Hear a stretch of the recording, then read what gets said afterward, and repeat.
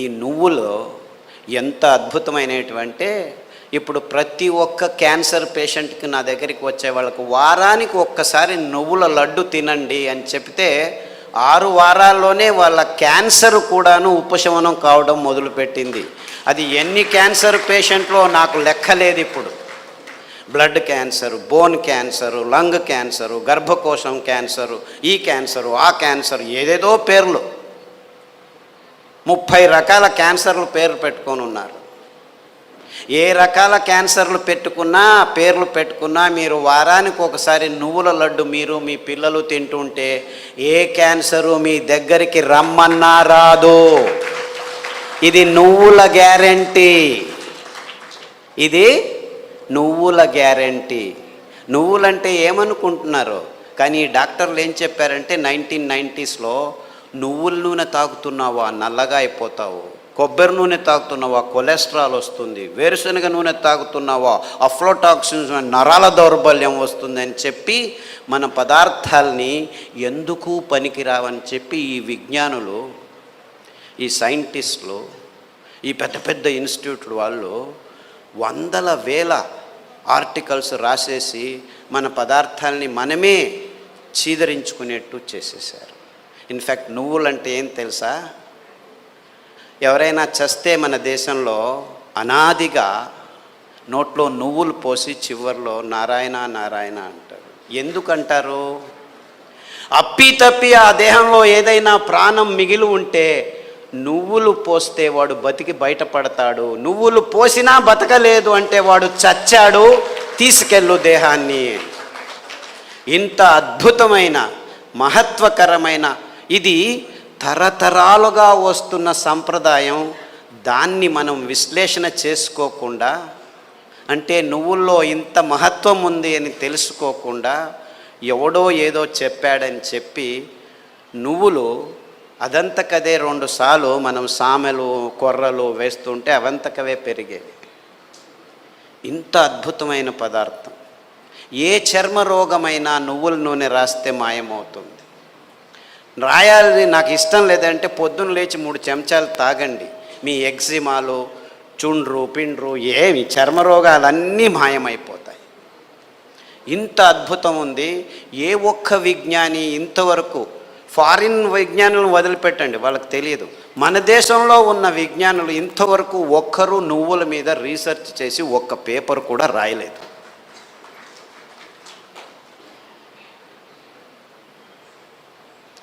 అంటే ఒక్కరు కాదు, వందల వేల మంది మైగ్రేన్ హెడేక్స్ ఉన్న వాళ్ళు ఈ నువ్వుల్ని, ఇంకా నేనేమి చెప్పట్లేదు మీకు, మరి నువ్వుల గురించే చెప్తున్నాను. నువ్వులు ఎలా పెరుగుతాయి? ఊరికి అలా పారేస్తే పెరుగుతాయి. ఇంత అద్భుతమైన పదార్థం నువ్వుల నూనె.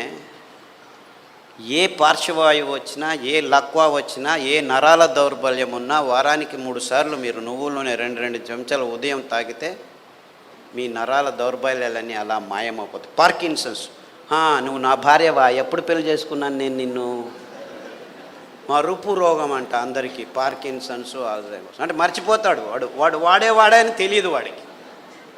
అలాంటి రోగులు నా దగ్గరికి వస్తే, ఇప్పుడు అమెరికాలో అందరికంటే భయపడే రోగం ఇదే.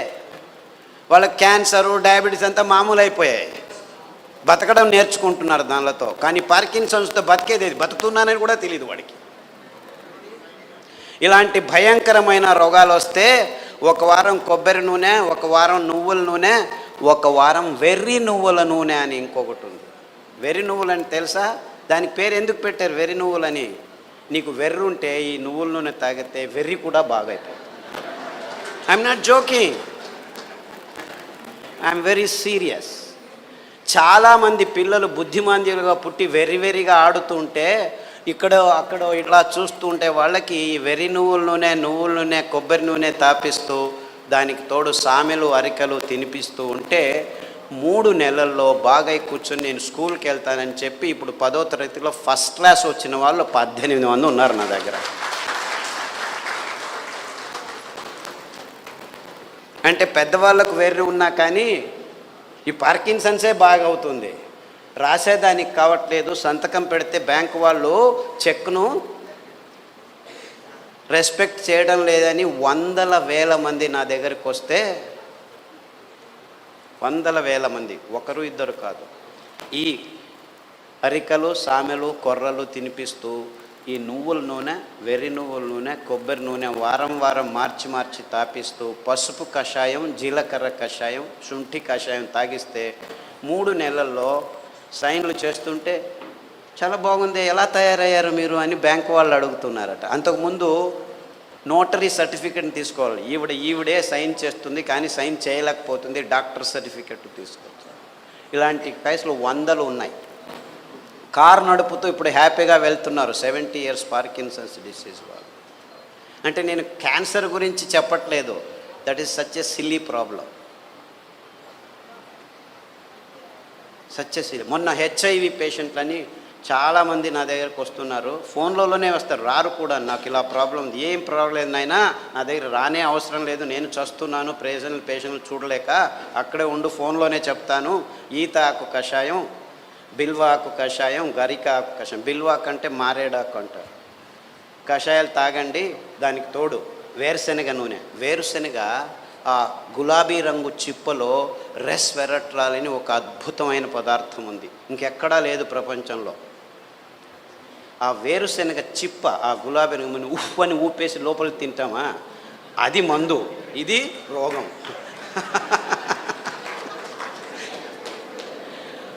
ఆ ఊపకుండా ఆ గులాబీ రంగు ఆ చిప్పను ఒక 10 గింజలు నానబెట్టి మొలకొస్తుంది, ఈజీగా బయటకు వస్తుంది, దాన్ని తీసుకొని తిను. దానికి తోడు వేరుశెనగ నూనె తాగితే అందులోనూ రెస్వెరట్రాల్ ఉంటుంది. సో వేరుశెనగ నూనె, కొబ్బరి నూనె, తర్వాత అరికలు సామెలు తినిపించి కషాయాలు తాగిపిస్తే 3 వారాలకు ఒకసారి డాక్టర్ దగ్గరికి వెళ్ళి మందులకు 3,000 నుంచి 6,000 రూపాయలు ఖర్చు పెడుతున్న వాళ్ళు ఇప్పుడు 3 నెలలైనా డాక్టర్ దగ్గరికి వెళ్ళకుంటే డాక్టర్ ఫోన్ చేసి ఏమి రావట్లేదే అని అడుగుతున్నారు.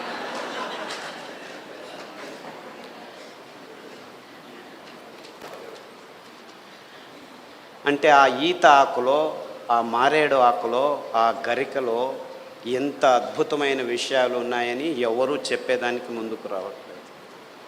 వందల మంది. సో నాకు ఎక్కడ లేని సంతోషం.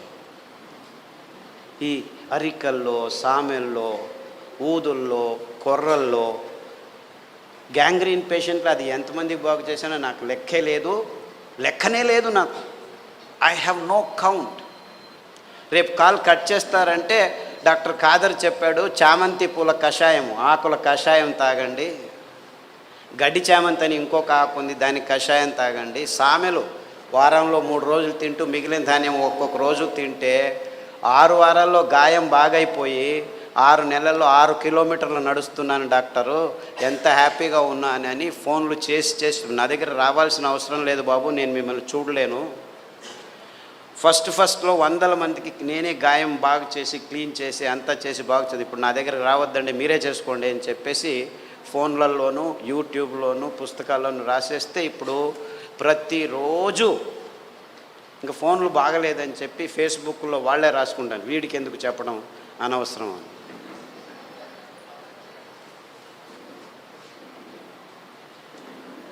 Things are very simple actually. కానీ ఈ ఎకనామిక్ మోడల్లో మొత్తం ప్రపంచమంతా జీవనం చేస్తుంది.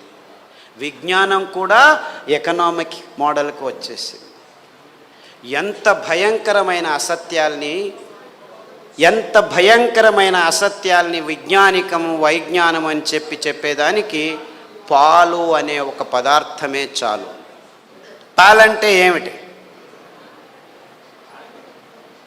ప్లాస్టిక్ సంచుల్లో 10 రోజులు కోల్డ్ రూమ్లో పెట్టి హోమోజినైజ్ చేసి పాస్చరైజ్ చేసి